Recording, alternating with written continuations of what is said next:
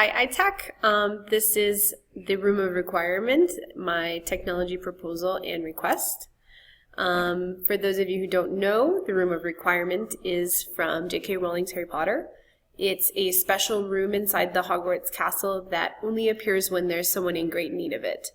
The other interesting or really cool thing about the room is that it changes at the time of whenever that individual needs it and whatever they need. So last year I called my classroom the room of requirement. I had a lot of flexible seating options, and this upcoming school year I would like to also be able to call my classroom the room of requirement. And so really what I'm thinking of it as in a school context is a flexible workspace.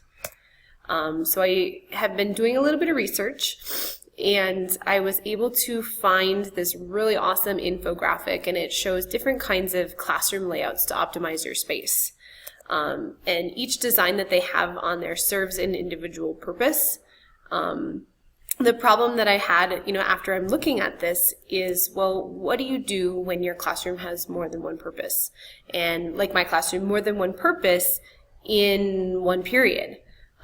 So I kind of thought about looking at other options for different kinds of classroom layouts. I kind of really decided that like a flexible classroom with flexible seating is really what I'm looking for. So I did some research, and this is what I found. I started out by looking through the Horizon report, and inside there, thinking about learning spaces. I had found that new learning spaces no longer look like traditional classrooms with rows of forward-facing seating arranged in a rectangle. Instead, they are modular and arranged in ways that support the learning that is desired. So really looking at, what education is kind of telling us to do is to move forward from that old way of seating and turn it into something that's going to support the learning. Also in the Horizon report, I had found that learners in a flexible classroom are active investigators working collaboratively or on personal projects using design thinking infused with easily accessible technology. So I liked this piece because it's really focusing on what I really want to have in my classroom, which is kids working either on their own or with someone else, but using the technology and the furniture inside the classroom as part of their learning, not just a place to sit. I also found in the report that the 4 criteria for educational spaces, that they be welcoming, versatile, supportive of varying and specific and learning activities, and conveying positive images about activities and behavior. These environments should be learner-focused and emphasize learner outcomes. So I really like this piece also because it's really bringing back that student-centered approach, just kind of thinking, what do individual students need in order to be successful in the classroom, and what should that classroom look like? So the flexible seating and the flexible classroom that I'm hoping to create is going to be hitting on those 4 things. I wanted to show you guys a picture of what my classroom looks like. This is at the very beginning of the day after it's been tidied up and cleaned up from the night before, the day before. And this is what it looks like afterwards. It is a little more chaotic. It's maybe a little bit hard to tell, but I've kind of highlighted for you. There's extra chairs sitting in places where kids were just crowding or sitting around one desk. Some of the desks have been moved as well. So for example, over by the window, it used to be 2, now it's 3. And then over in the back corner by the door there, it used to be 4, now it's 5. And so those 2 sets of desks right behind the couch used to be 3 and now are 2. So really what I'm seeing in my classroom already is kids are moving furniture to be more flexible, and it's fine. It doesn't, I've always said that they can do that, and as long as they make that choice responsibly. The problem is that it's kind of hard. The desks don't move very easily with the chairs, so you got to move one at a time. You can't move both, and they're loud and noisy, and it just takes up. It kind of sets the students into the, puts them in this kind of tone or attitude, like when they're starting their work, that they're not able to really just get to work and focus right away. So really what I'm looking for is to make my classroom more flexible so that the furniture can be moved easily if it needs to be, but just giving students that choice of, really anywhere to sit in the classroom. So I'm seeking some funding to create that flexible space. It's got to be able to meet the needs of our whole group meetings, our small group literacy conferences, partner and group work, including presentations, but then it also has to meet the needs of the students and teachers individually. I get about 100 or so students in 5th grade that come in for language arts, and then between them and 2 teachers, myself and my language arts literacy specialist, we've got about 100 or so people using the space. As I was doing a little bit more research, I found another page. It was from, or an article from EdSurge News.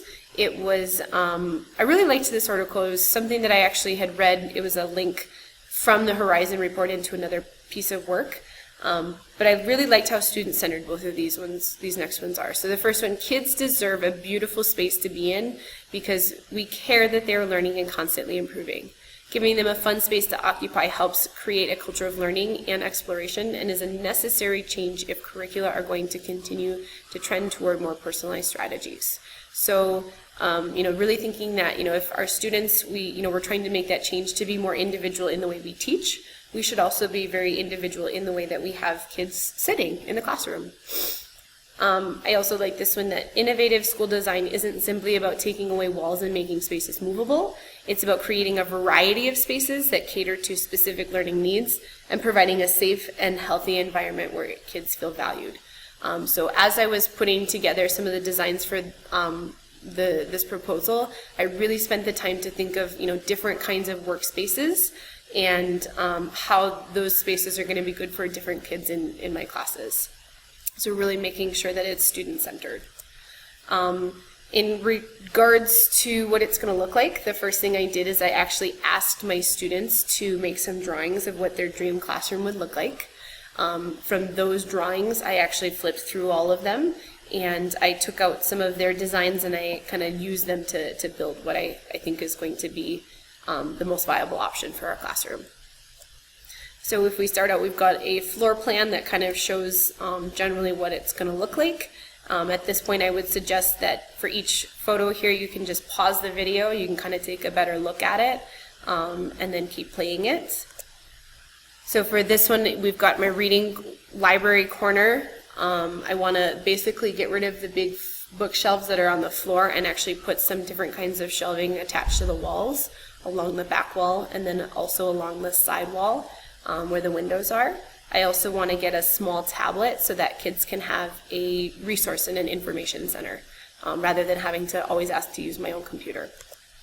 Along the back, or the side wall I should say, up where the windows are, I'd like to have like a cafe or a bar sort of counter installed so that the kids could either stand at that workspace or they could sit at a large or a tall stool. I'd like to put some like hooks underneath the stools for some backpacks. And then over in the front corner of the room there is where I'd like to keep my desk. But I would like to see if I can maybe find someone at school here that I could swap it with, because I would really like a smaller desk. Mine is very big right now, and it takes up a lot of space. So looking then, this would be sort of what the front would look like. And the front's going to have, I'd like to get some shelving up on the wall, just so that I have some space for just teacher things. I have a black cabinet in my room that I'd like to get rid of completely. In order to do that, I'd need some other shelving to put my stuff. I'd like to have just a small shelf built right into the wall up by the bulletin board. So I have sort of a space for docking, like a document camera and my laptop, things like that. But I'd like to also get like a cozy kind of an armchair that I can use for whole group meetings, but then can also be used as a student workspace. It could sit with a lap desk or a bulletin board. On the other side, the left side of that, in that other front corner, I'd like to get rid of, there's right now another whiteboard that doesn't get used. So I'd like to take it down, and I'd like to I have a round table, like a kidney table, and I'd like to turn it around and push it up against the wall and actually turn it into a presentation area. So I'd like to create or build like a small stage. The low table, the kids could actually sit at it during a regular work time, but when it came to, any kind of presenting time, one kid could stand up on it and be on a stage and present their work, their reading or their writing. So I'd like to dress it up and actually make it look like a stage and make it meaningful for the students. On the wall where the door is, I'd get rid of the black cabinet that I already have. I'd like to put in some built-in shelving up off of the floor to open up that floor space again. Have a couple of different places for things like carpet squares. I'd like to get individual carpet squares rather than one full carpet. I'd like to get some lap desks and a bunch of clipboards, and then just another set of, another shelf for storage, just so that I have room for other things like tissues and things that kids bring in at the beginning of the school year.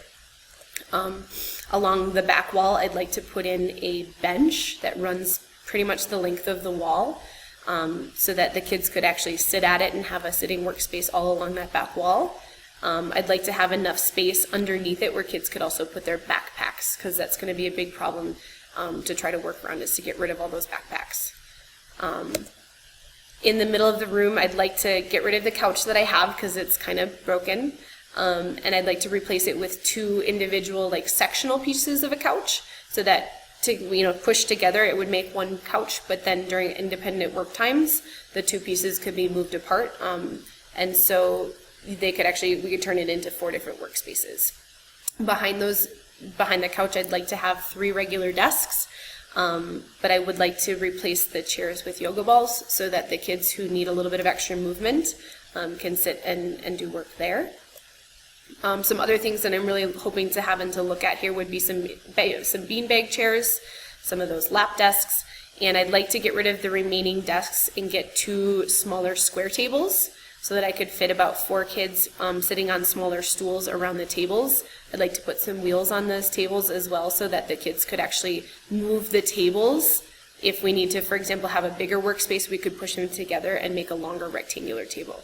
So really maximizing and utilizing the flexibility in that space. Altogether, I've got a list here of all of the things that I think I'm going to need. The total coming out to about $1,350. I had to guess on some things and I don't know the prices for sure, but you can pause the video here and take a look at that more in depth.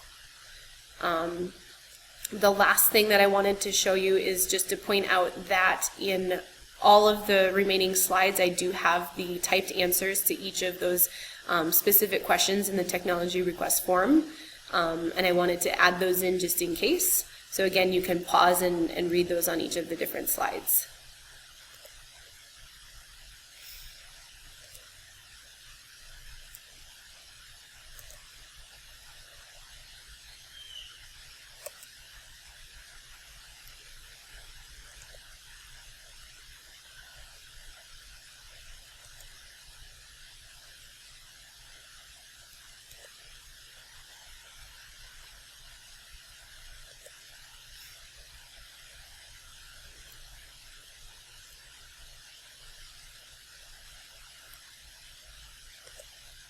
All right, thanks for watching and listening.